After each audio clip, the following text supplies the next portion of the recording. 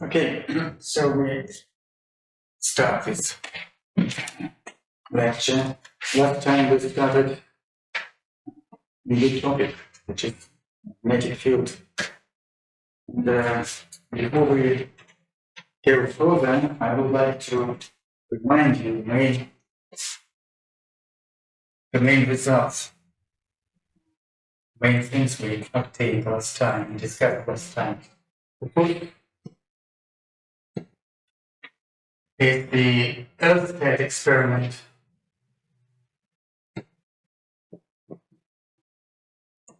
of 1820. That is the discovery of magnetic field of a direct current in a straight wire. And the magnetic field turned out to be magnetic field lines were found to form such concentric circles which lie in the plane perpendicular to the current. And the magnetic induction in the international system is written as the magnetic constant, and the induction is proportional to the current strength and inversely proportional to the distance of the point of observation from the straight wire. And the distance is taken in the form 2 pi r. So that this is the current divided by the length of the magnetic field line. The magnetic field line is a circle, so this is the length of the circle 2 pi r. Certainly, Earth-state did never get down this formula, because the international was adopted, international system was adopted in the middle of the 20th century. That is more than 100 years after this experiment. But Earth-state has discovered that the magnetic field is proportional to the current and directly proportional and inversely proportional to the distance of the point of observation from the straight line. That's the main result he discovered. And also he discovered that the magnetic field lines form concentric circles. So the next thing we discussed last time was solenoid. Well, I remind you that in this experiment, the direction of magnetic field can be easily determined by the right hand rule. If you put the right hand in such a way that your thumb shows the direction of the current, then the fingers will show the direction of magnetic field around the current. And so when people understood that magnetic field has such a structure, they immediately discovered that if we take an electric current wire in a form of a loop, then any section of this loop with the current in it, any section will create a magnetic field which has the same direction. Inside this loop, the magnetic field will have the direction, in this case, from the wall to the audience. And so whatever section you take, this section, the magnetic field created by any section of this wire with the current will be the same. So the magnetic field inside will be somewhat amplified. It will be stronger than the magnetic field of a single wire with current. And also, if we take not a single loop, but several loops, if we take several loops here, then the magnetic field will become even more stronger inside. Each loop of current will create the magnetic field of the same direction. So in this case, the magnetic field induction vector will be defined as the magnetic constant magnetic permeability of the substance which is here inside the solenoid. And the proportional to the current and proportional to the number of turns on a unit length of this solenoid. So that will be mu0, mu current, total number of turns divided by the length of the solenoid. Such a geometry of electric current is capable of creating strong magnetic fields, much stronger than a single straight wire. But the same current in this geometric construction may create many times larger magnetic field, many times larger together. Because different in these two formulas. Here L is the length of the magnetic field line, here L is the length of the solenoid. So here we have the magnetic field n times larger in the solenoid as compared to the magnetic field of single loop. And also the magnetic field is amplified by the presence of a magnetic material, ferromagnetic core, which may increase the magnetic field hundreds and even thousands of times.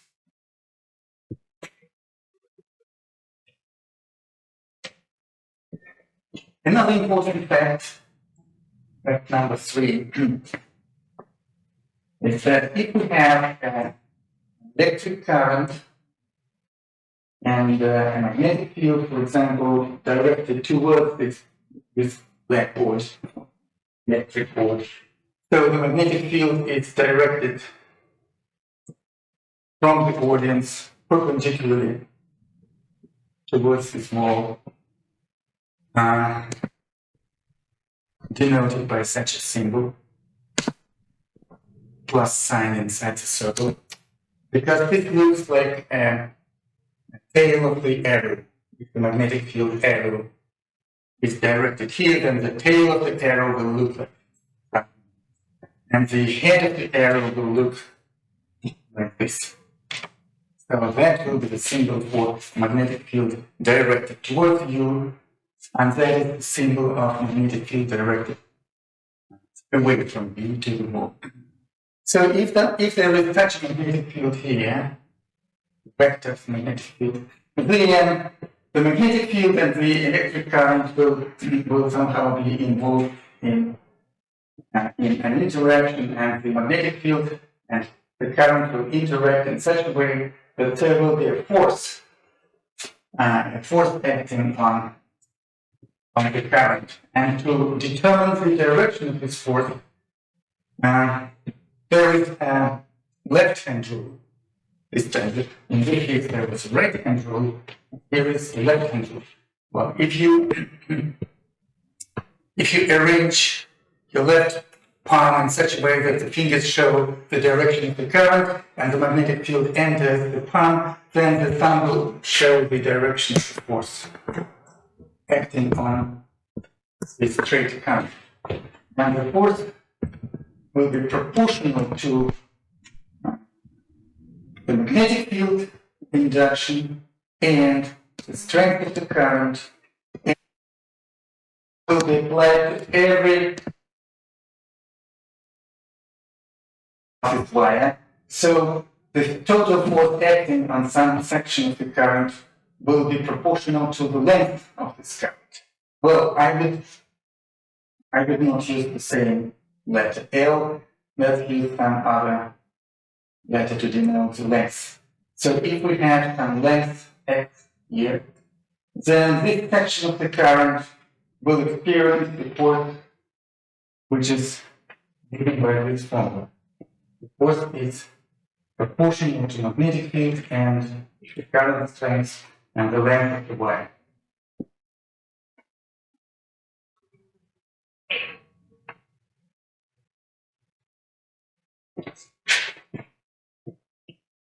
Also, we discussed that the force, such a magnetic force, acts not only on the whole wire of the current, but it acts on each separate electric charge which flows here and which makes the current. And the magnetic field acting on an electric charge will be given by a similar formula that will be the charge and its velocity and the magnetic field.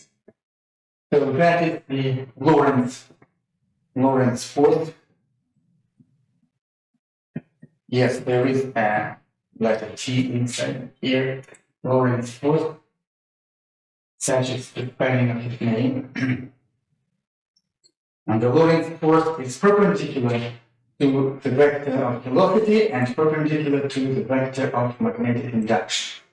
So if we put this formula in a vector form, then we will have to use cross product here. That is the correct mathematical formula.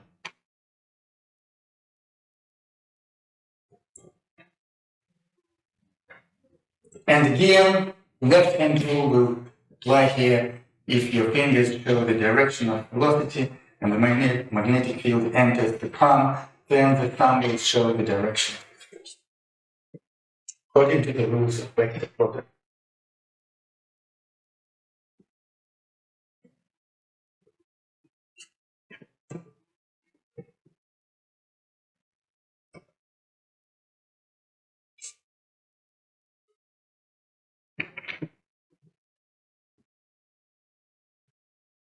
Another important thing which we discussed last time was interaction of the magnetic field with a current loop. So we know that current creates magnetic field, many current loops create strong magnetic field, and the external magnetic field acts with some force on a straight current. But what will happen if we create a current loop? Such a loop with the current, so that the current is here, current is here. Electric current flowing through such a loop, and imagine we have a magnetic field which has this direction. The external magnetic field is directed in the area of this loop. So the magnetic field vector belongs to this surface of this area. Well, in this case, the magnetic field will interact with the current due to this force, the force of interaction of magnetic field with the current. And also the magnetic field will interact with this part of the loop. And let's introduce the dimensions of the loop. Let this part of rectangular loop be denoted by A, and this length be denoted by B. So that the area of the loop is A times B. And the magnetic field will interact with this current. In order to find the direction of the force of interaction, we have to use the left-hand rule. We have to direct the fingers along the current in such a way that the magnetic field enters the palm, and then the thumb will show the direction of the force acting on this part, this side of the loop. And similarly, on the opposite side, the force will be opposite because the electric current has changed its direction to the opposite direction. So that will be minus F. And the force acting on the lower part will be zero because on this section B of the loop with the current, the direction of the current coincides with the direction of the magnetic field vector. And each separate electric charge will move along the magnetic field. And you know that if these two vectors here in the cross product are collinear, if they are parallel, then the cross product is zero. So the force acting on the lower section of this loop, as well as the force acting on the upper section, will be zero. So the only two forces acting here will be applied to the side sections of this rectangular current loop. So that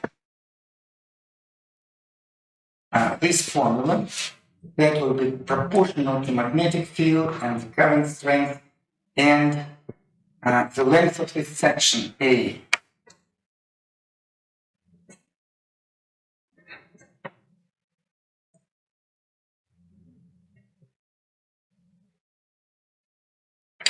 And 1/4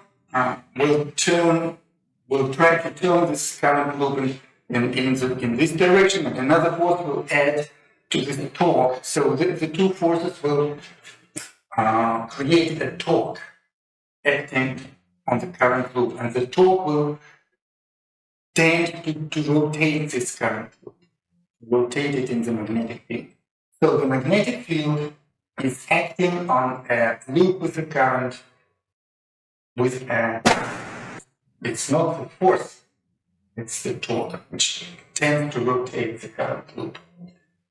And the torque can be, let's denote it by, well, torque, let it be T, okay? This we choose for rotation, and we can choose any axis for rotation. We can choose this side as the axis of rotation. Then the arm of this force, of the left force, will be zero, and the torque of this force will be zero. Only torque acting on the loop will be the right side section force. And if you choose a different rotation, and this quantity we called magnetic moment. I don't remember which letter we used to remember. P. EM, yeah, magnetic moment. So that the total rotating torque will be proportional to the magnetic field and the magnetic moment of the loop with the current. Magnetic moment is proportional to the area of this loop and the electric current strength.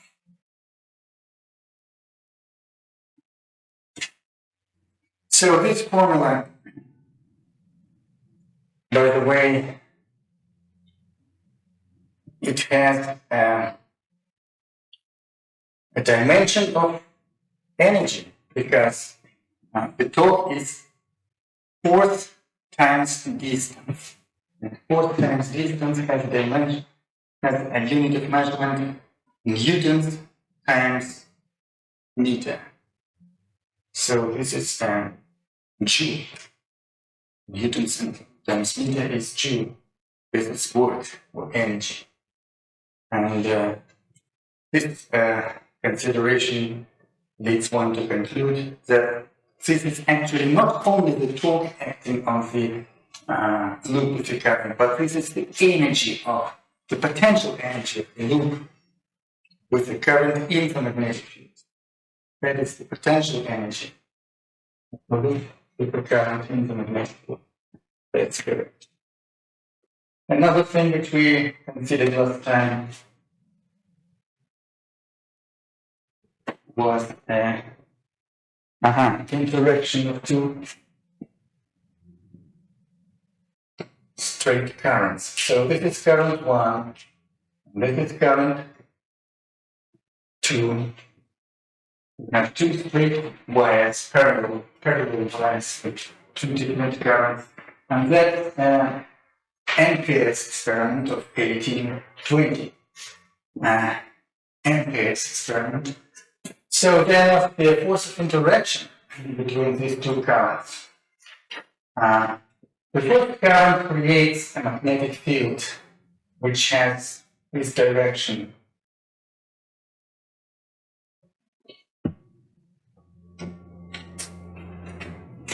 So, yes, here is the right hand rule to define the direction of the magnetic field of the current, the same picture there.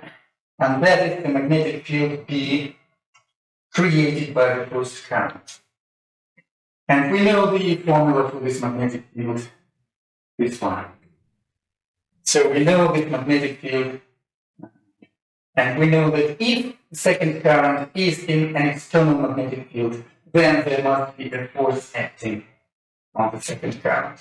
So the force of interaction can be calculated based on this formula, the force of interaction, and this formula, which gives you the magnitude of magnetic induction.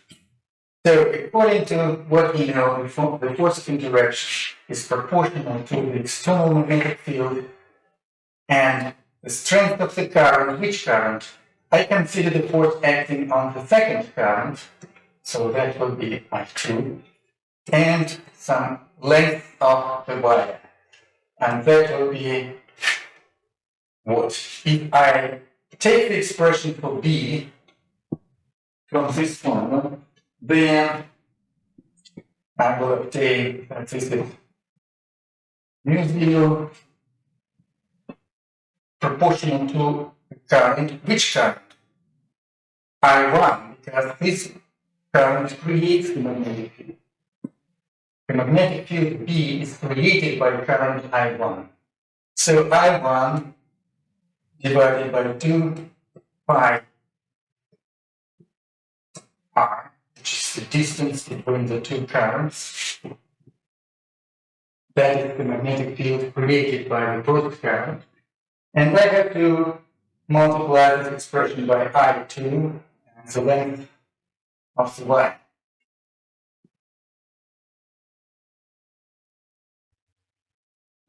That will be the force of interaction.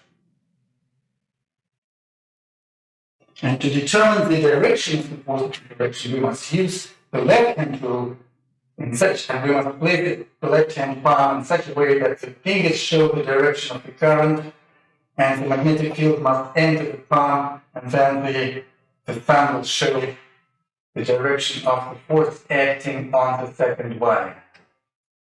And similar force will act on the first wire, equal in magnitude and opposite in direction with the force F2. So these two forces certainly obey the third Newton's law, because whatever if you calculate the force acting on the first, so this is the force acting on the second current, and if you calculate the force acting on the first current in the similar way, you take the magnetic field created by the second current and use this formula, and instead of the second current here, we will have first current because the magnetic field will act in the first current. Then the formula will be the same because these two currents enter symmetrically this formula. So whatever current you start from, the result will be the same. The same formula will give you the force acting on the second current from the first current, and the same formula will give you the force acting on the second current from the first current from the second. So the two forces will be equal in magnitude and opposite in direction, and the magnitude of the forces being by this formula. Certainly, if there is some magnetic medium here, then we will have to take into account the properties of this medium by inserting here a magnetic permeability of this medium.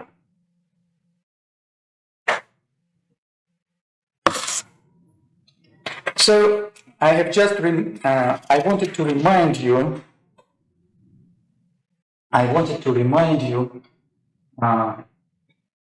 the main issues we discussed last time.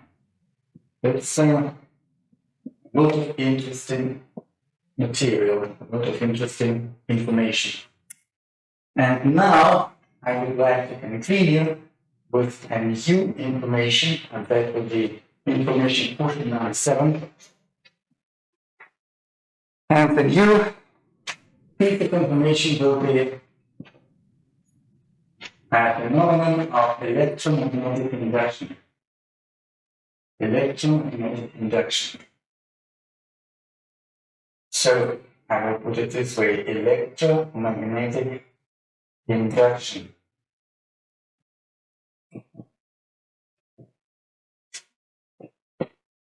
Michael Faraday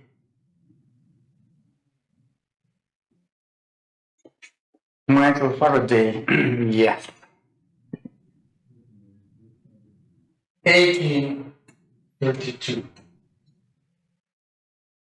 So, Michael Faraday was experimenting with magnetic fields and electric currents, and he carried out his experiments for 10 years, for about 10 years. So that was not for 1 month, half a year. It was for 10 years experiments in the laboratory. And he made all sorts of experiments, and he discovered very interesting things. He discovered that if we take a loop with the current, and if we connect here a voltmeter or a galvanometer, so I connect here wires to a galvanometer or a voltmeter, whatever. And no voltage source is applied here.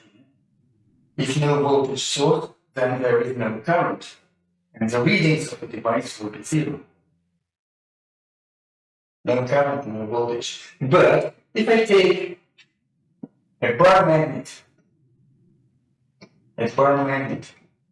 which has its north pole and its south pole, and if I move this bar magnet, just move it, then this galvanometer will show some electric current in the loop of this, in the wire loop. The electric current will occur when the bar magnet moves.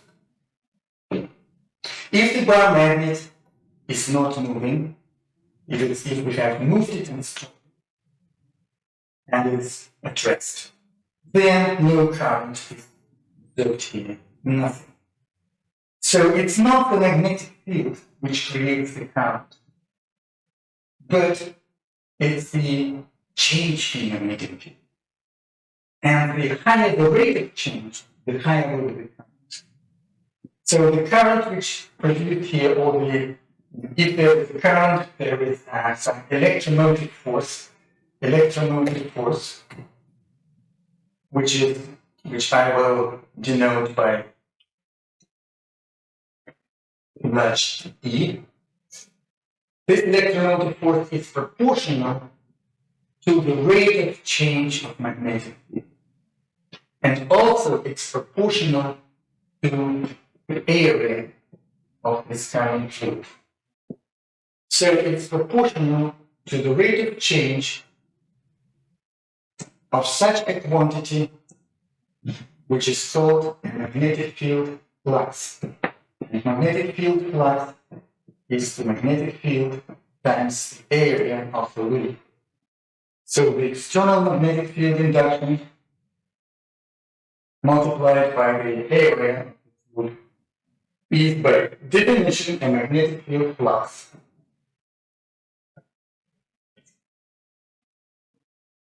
It's a magnetic field flux.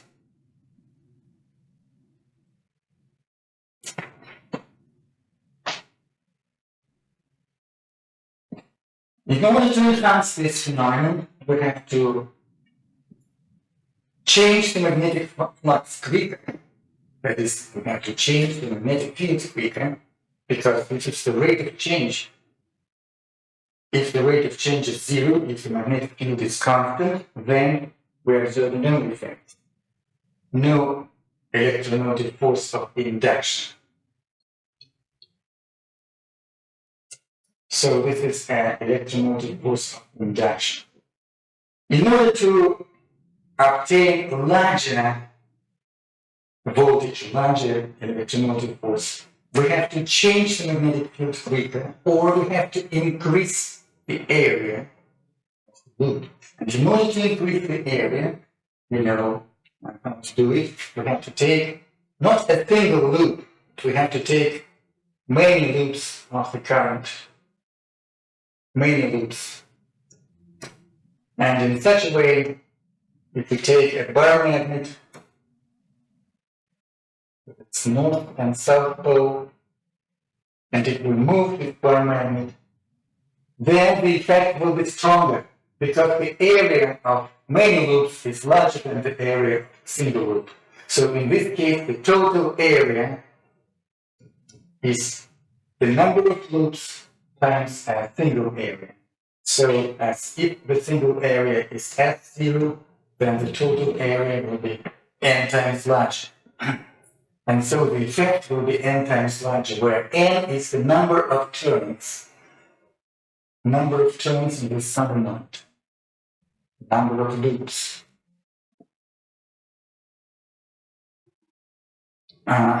Faraday experimented for such a long time because he checked all the possibilities here.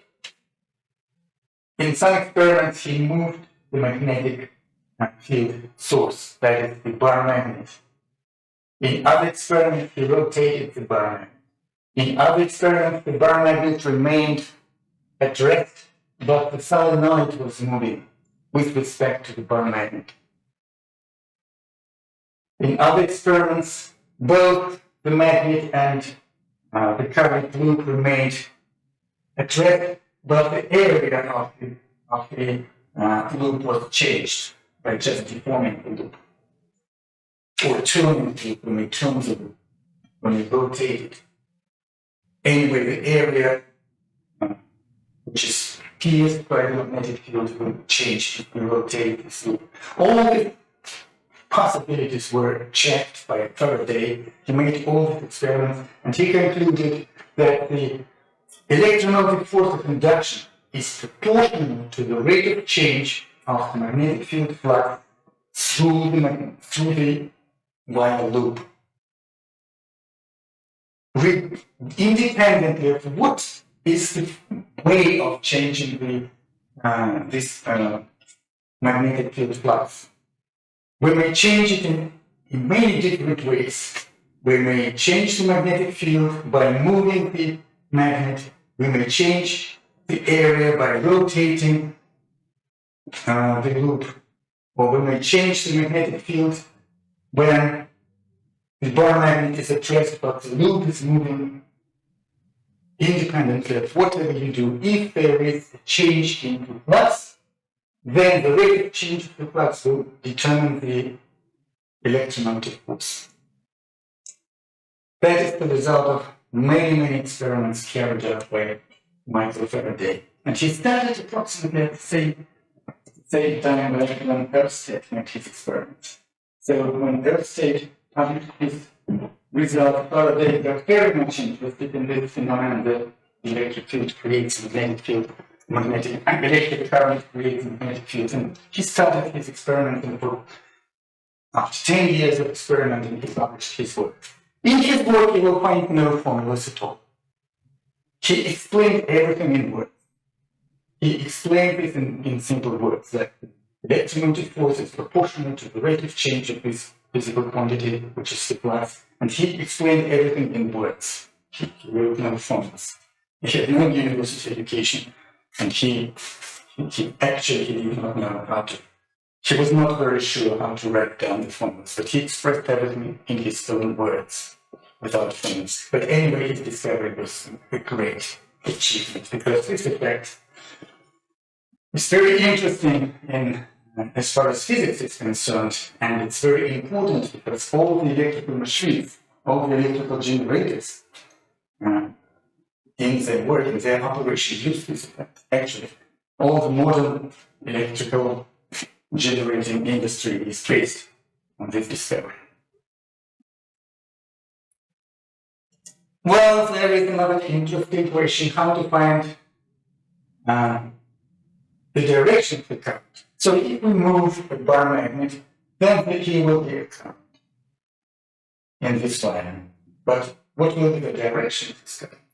Will it go in clockwise direction, current?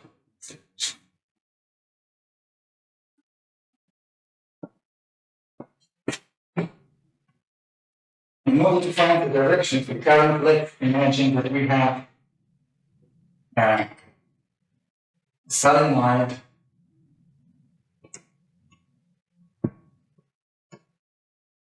which is short-circuited so that current may circulate here. And we have a bar magnet, north pole and south pole, and the bar magnet moves here.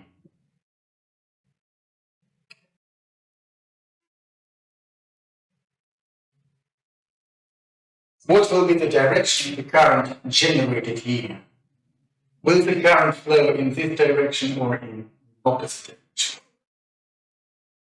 How can we solve this problem? It can be solved both theoretically and experimentally. Certainly, most experiments were carried out without any theoretical considerations. But now we know how to substantiate the results, how to derive or to obtain the results theoretically. So imagine we remove this bar magnet, and we know that there will be an electric current induced here, the current of induction. Suppose the current will flow in such a way that the magnetic field created by this solenoid, by this current, is directed here. And inside, magnetic field directed in this way. Assume the magnetic field has such structure and such direction. Inside the solenoid, it's directed this way, and outside this way. We know that the magnetic field lines go from the north pole of the solenoid and enter through the south pole of the solenoid, as well as in the bar magnet. The magnetic field lines of the bar magnet originate from the north pole and return through the south pole. So in this case, we will have the south pole of the bar magnet and the south pole of the solenoid with its own magnetic field directed towards each other. And in this case, they will repel.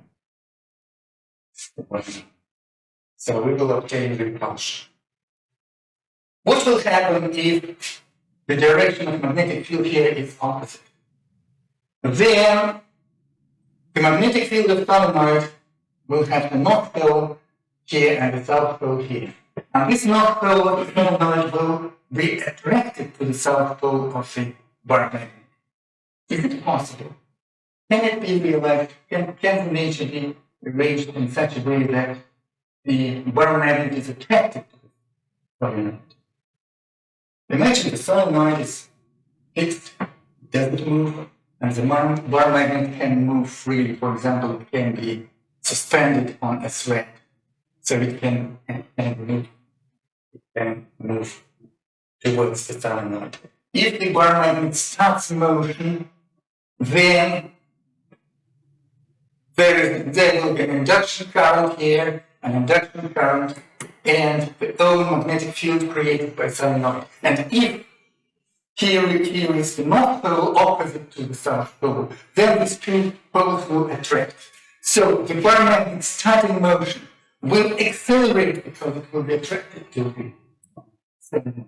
And further, as it accelerates, the velocity will increase and the induction current will increase and the magnetic field of the solenoid will increase and the force of attraction will increase and the bar magnet will move even faster and faster with acceleration. So we will obtain the kinetic energy of the bar magnet and the energy stored in the magnetic field of this current. And both energies will increase and increase and increase out of nothing because we produce no work.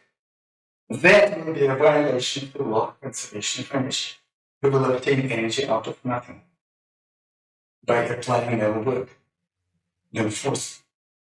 We just give an initial, very small kick to this magnet, and as it starts moving, it will accelerate and accelerate and accelerate, and that will be a violation of law of conservation of energy. Is it possible? No. It's not possible. Therefore, the magnetic field lines will be such that the same poles will look at each other, not the opposite poles.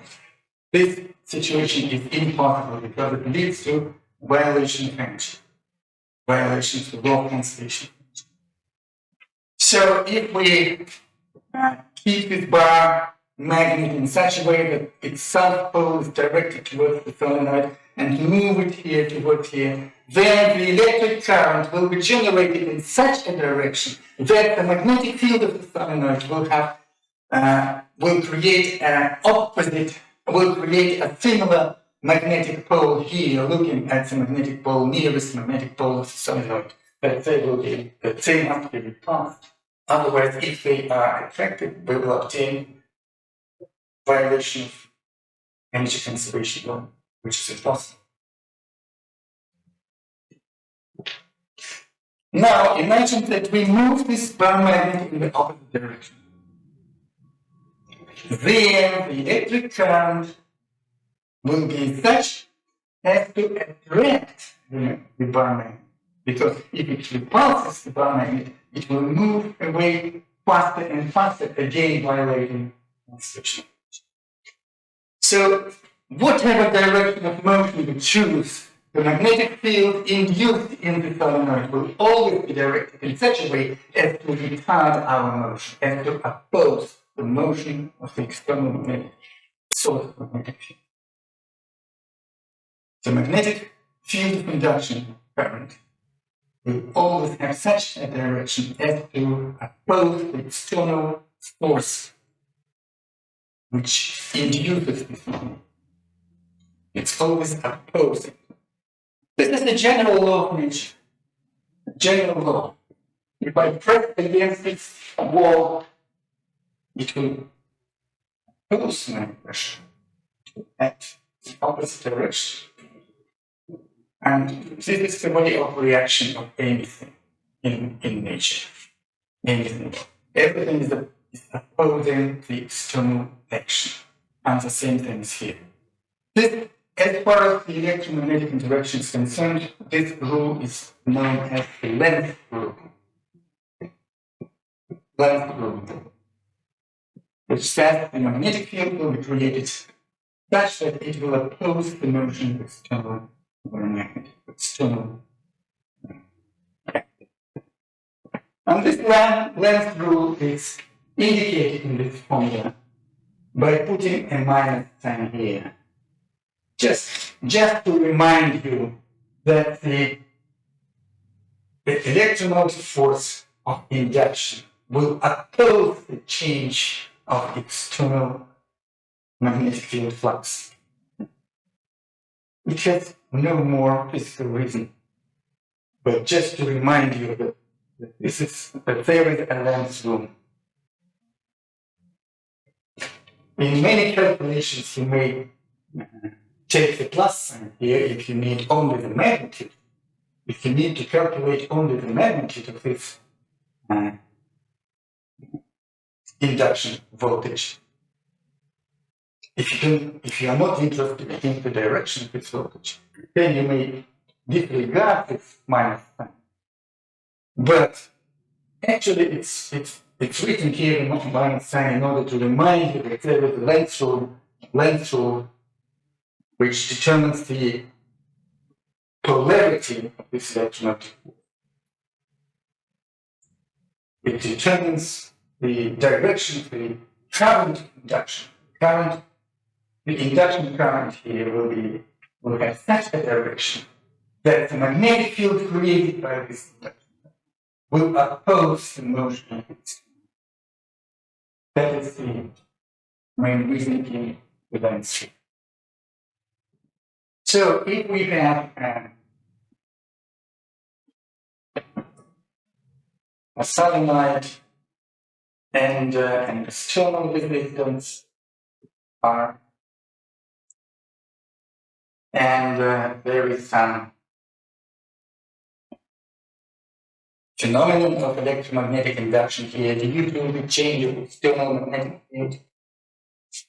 So the external magnetic field, however, created is changing, either increasing or decreasing. Then we will obtain electromotive force of induction, and the electric current, which is here, due to the Ohm's law, will be equal to the electromotive force of induction divided by the resistance in this circuit,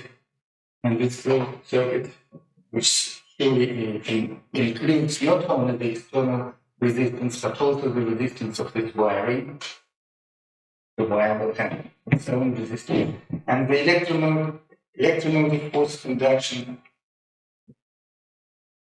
will be equal to the rate of change magnetic flux F.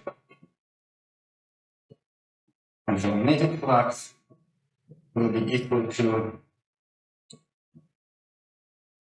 the magnetic induction of external field times the total area of all the loops of the wire here. So it will be the number of loops and the cross section of the solenoid, the area of the cross section of the solenoid. So the solenoid has some area of cross section, and actually the wire is wound on some hook, magnetic material, non-magnetic material, just some tube, for example, anything, and you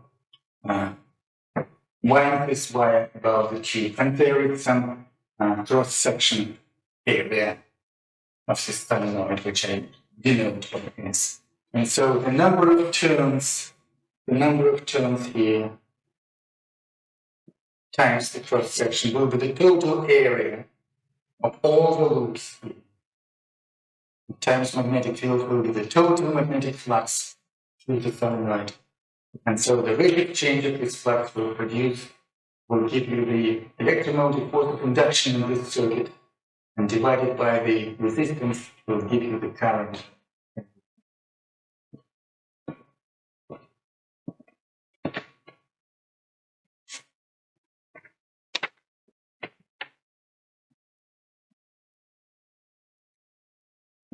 I would like to consider a small problem.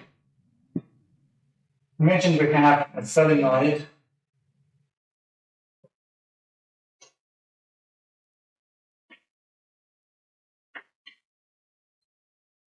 which has 1,000 turns of the wire, 1,000 turns in 1,000 loops.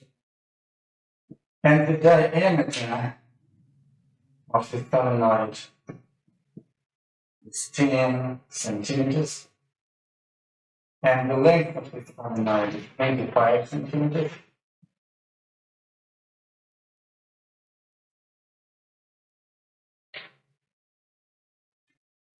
And there is a current in this solenoid. There is some circuit. I will not show the circuit here, but there is some electrical circuit which works in such a way as to increase the current at the rate of 1 ampere per second. 1 ampere per second. So the current in this solenoid increases at the rate of 1 ampere per second. Why does it increase? Why does it grow? Because there is some external electrical circuit which is not considered in this problem, but this external source of current works in such a way as to increase the current here at the rate of 1 ampere. So it's given in the problem statement that the current is increasing. It's a function of time.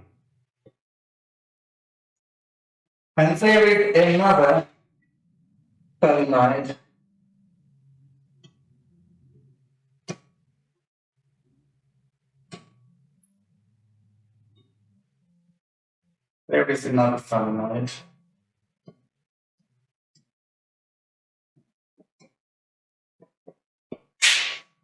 which is inserted inside the first solenoid. And this different solenoid, another solenoid has its own number of turns, which is 100.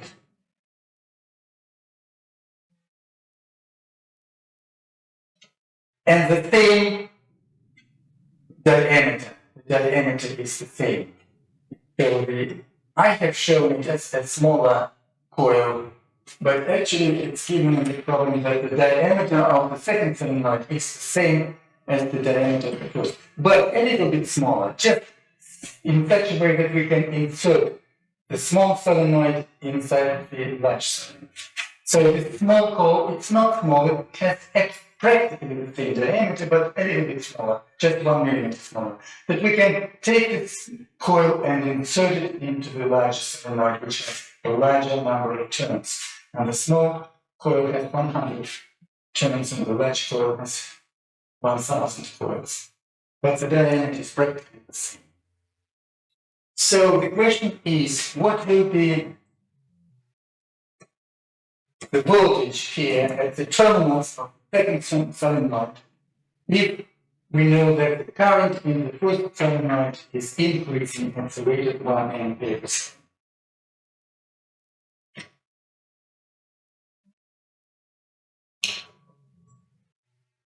Well, is it clear?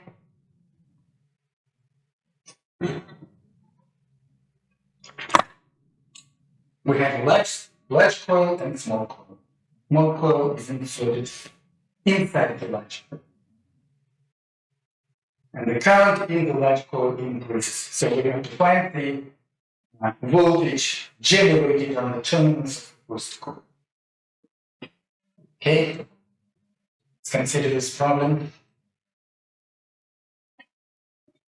According to all the formulas we have considered, that will be the voltage of induction, electromagnetic induction. And it has the following: the rate of change, the electromagnetic induction, the voltage of electromagnetic induction is given by the rate of change of magnetic flux through the small coil. And that will be the rate of change. The magnetic flux through the small coil is proportional to the number of turns times the cross section of the first one.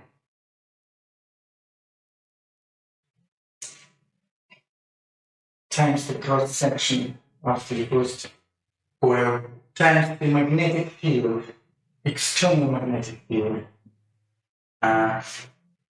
piercing the first coil.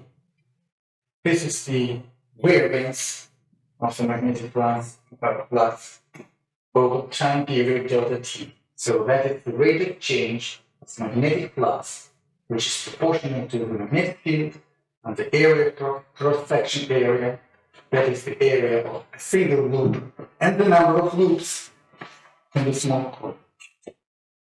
So the number of loops is constant, it doesn't change in time. We're going to put it here as constant, and the area doesn't change in time. And the only thing changing is the magnetic field created by the external source. And what is the external source? What is creating the magnetic field here? The larger coil creates it. And so we have to calculate the magnetic field created by the larger coil. That will be the magnetic field inside the larger coil. That will be mu zero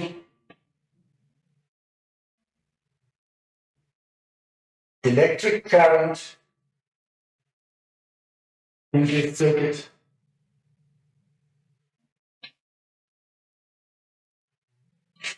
and the number of turns per unit length.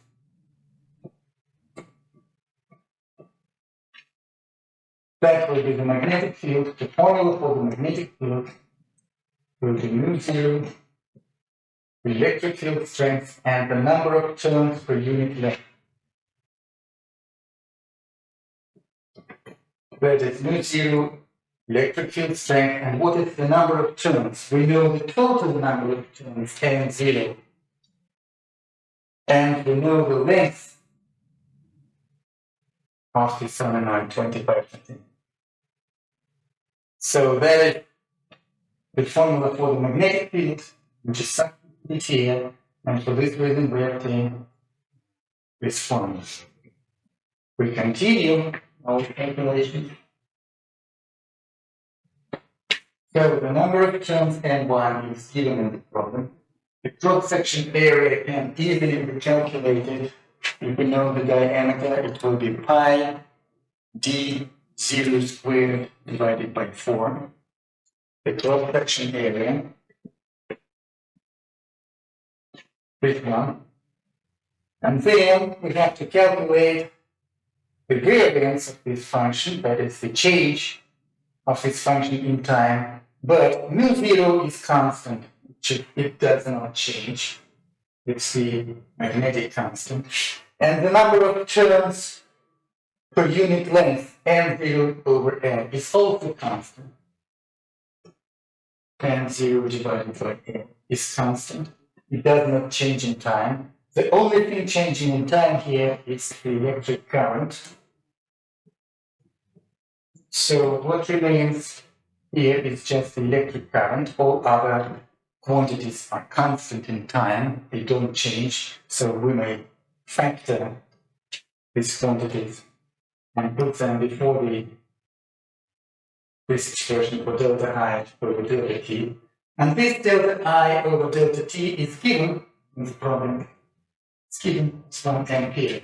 So all the quantities in this formula are known to us, and we can easily calculate. We can carry out calculations. So N1 is 1000. S is pi d squared d0 squared divided by 4. mu0, I told you that this is 2 pi times 10 to the power of minus 7 in the international system, SI system, that is mu0. And then we take n0, which is 1000.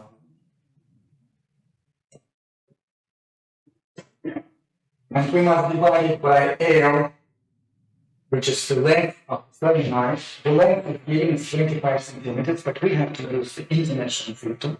So we have to convert everything into the international system units. That is, we have to convert 25 centimeters into meters.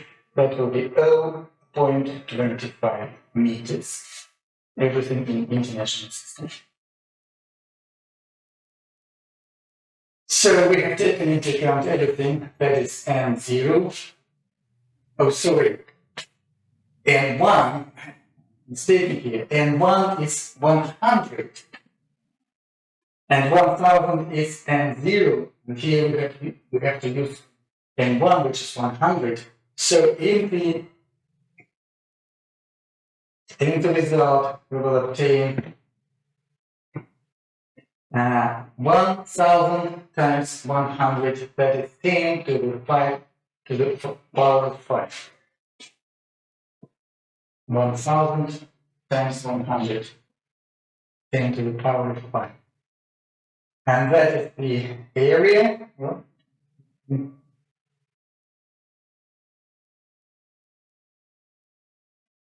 Sorry, yes, I've taken into account N0, that is one. I have taken it into account. Okay, here. And the rate of change of the current. The rate of change is given as 1 ampere per second. That's it. So, what will be here? Let's look at this formula. What is pi times pi? Approximately 10. So we have 10 to the power of 6, because it was 10 to the power of 5, and pi squared, approximately 10. And then 10 to the minus 7, we did this way. And then d0 squared. Again, we have to convert it into meters. So 0.1 meters squared, that will be 10 to the minus 2, 100 square meter, and 25 times 4 in denominator. That will give us just unit. This one and this one will produce unit. That's it. And the only thing remaining here will be this coefficient of 2. Right? Coefficient of 2. All other things taken into account.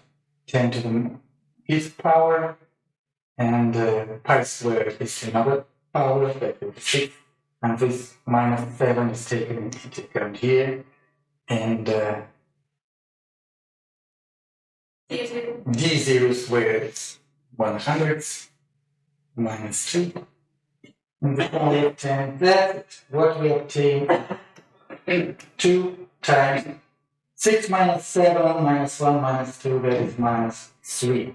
And what is the unit of measurement of this quantity which we calculate? That is voltage, so this must be volts. So what we get here is 2 millivolts. 2 times 10 to the power of minus 3. Power of minus 3 volts is 1 millivolt. So the voltage generated on the terminals of the small coil inserted into the large coil will be 2 millivolts. It's not large, but it's quite measurable. If the current in the large coil changes at the rate of 1 ampere per second, certainly this change of the current cannot continue forever, because we cannot increase the current by 1 ampere every second. In 10 seconds it will be 10 amperes, 100 seconds it will be 100 amperes. It's a very large current. So obviously this rate of change takes place at some short period of time. Maybe 3 seconds, 5 seconds, 10 seconds, but it doesn't last forever, certainly, because the current cannot grow infinitely. So during this period of time, like 10 seconds or 5 seconds, we will measure the voltage here of about 2 millivolts.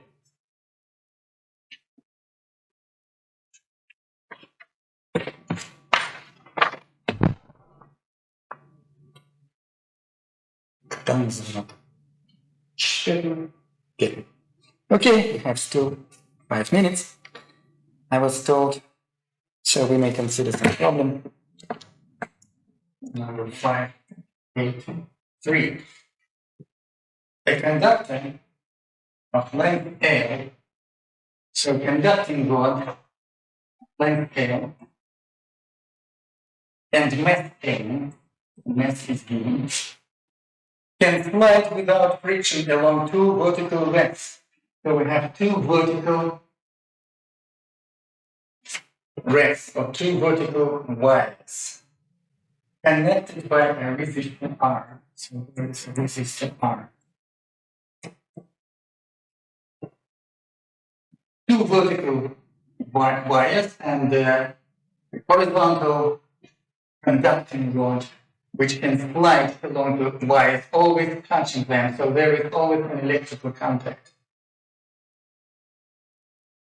The system is in a homogeneous magnetic field, homogeneous magnetic field whose intensity or whose induction is given, which is perpendicular to the plane of this loop. How will the movable conductor travel in the field of gravity if the resistance of the conductor itself and the rest, the resistance of this rod is negligible and the resistance of this wire is negligible? The only resistance that should be taken into account is this one. And so we have a magnetic field which is perpendicular, a magnetic field perpendicular to the plane of this edge. And we have to find the velocity of motion of this rod in a constant magnetic field with unit.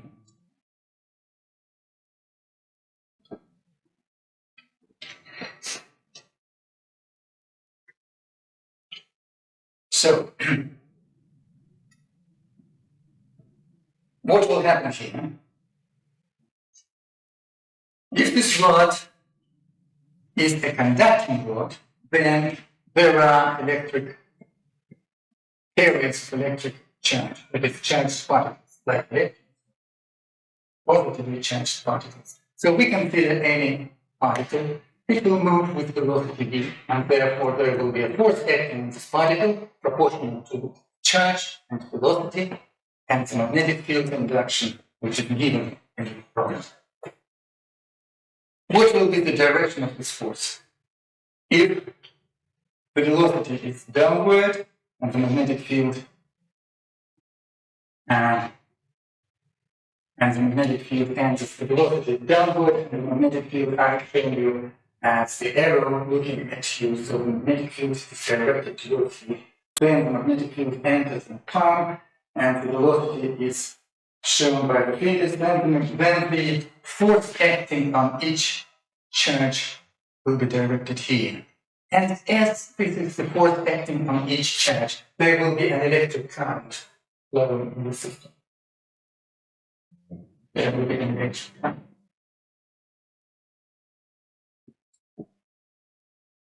So, if you recall electrostatics, you may remember that the force acting on the electric charge equals the electric charge times the strength of the electrostatic field.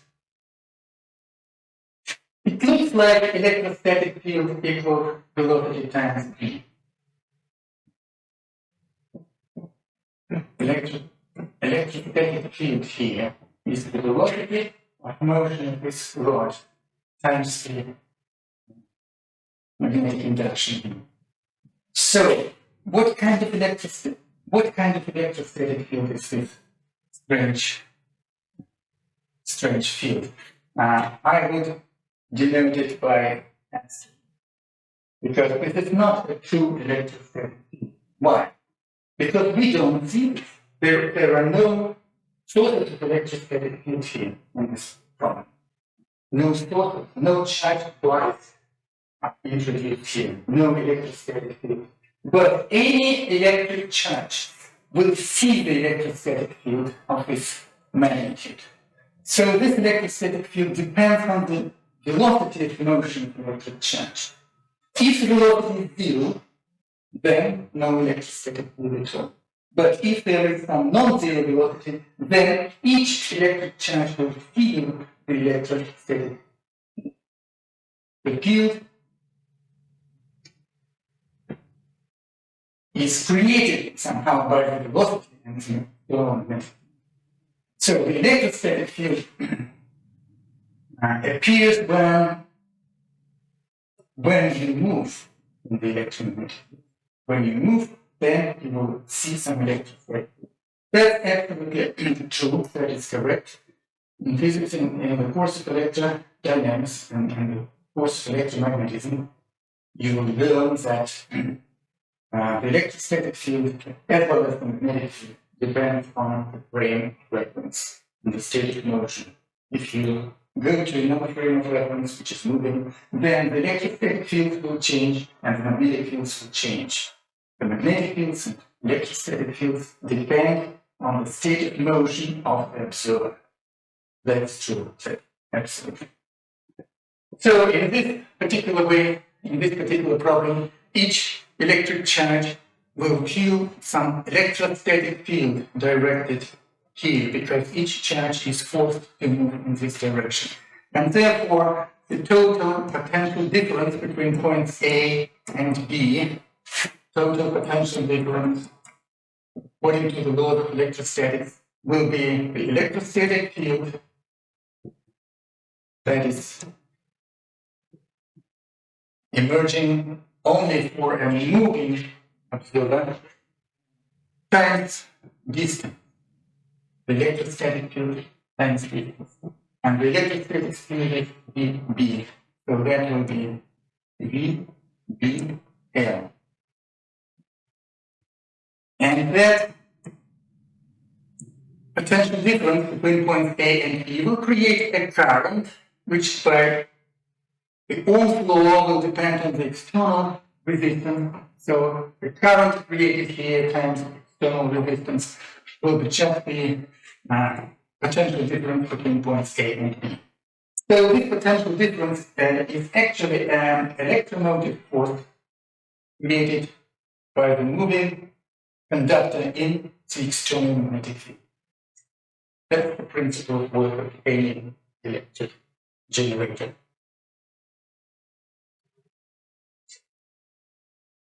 So from here, we can easily find the current, which will be given by the velocity of motion, magnetic field, the length, and divided by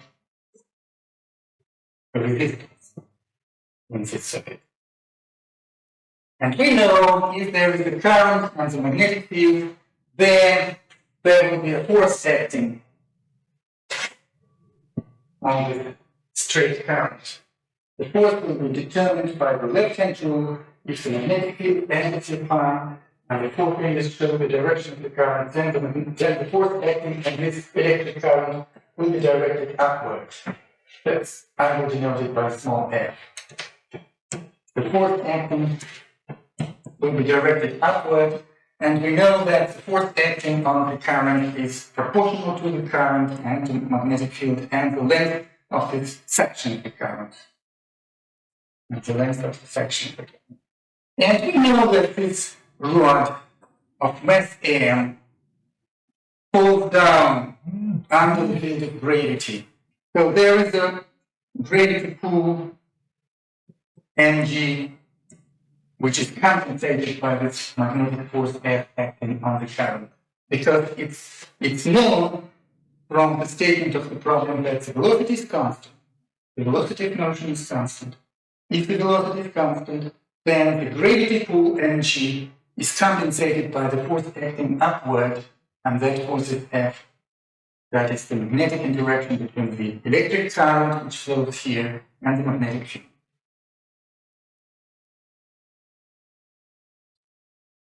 So we know the electric current, which is VBL over R. That is the electric current. Again, multiplied by B, we will obtain B squared, and multiplied by L, we will obtain L squared. And from here, we can immediately obtain the velocity with which this rod will move downward. The velocity will be equal to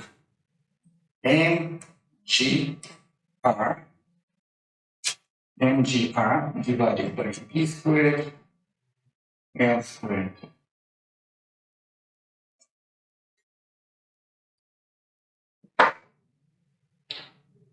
That is, we have two vertical wires in the scheme connected by a resistor. And the conducting rod, which can freely move along these wires, being always in contact, in electrical contact with the wires. As this conducting rod falls downward under the action of gravity pull, that is gravity pull mg, causes this rod to fall down. As it starts moving, every charge will be moving here because the Lorentz force is acting on the charge. And as the charges are moving, current will be created here, and as current will flow here, then there will be an magnetic force acting on the electric current. The force of interaction between the electric current and the external magnetic field.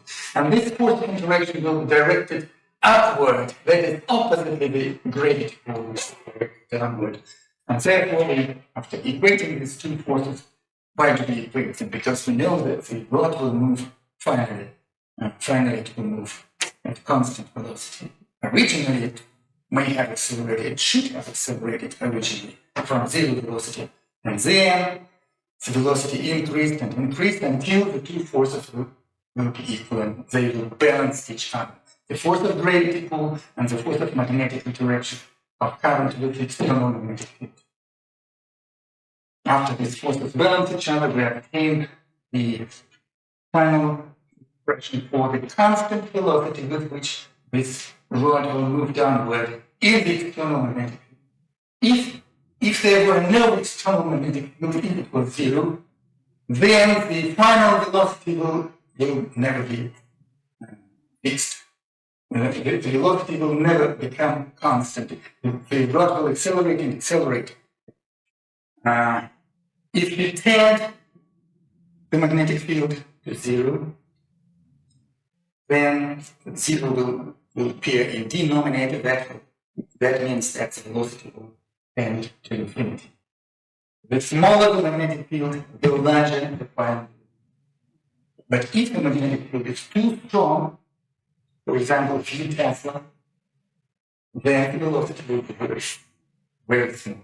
The rod will fall down very slow in the external magnetic field. The magnetic field will retard motion. Okay, that seems to be the end of this lecture. That's okay. Let's finish it.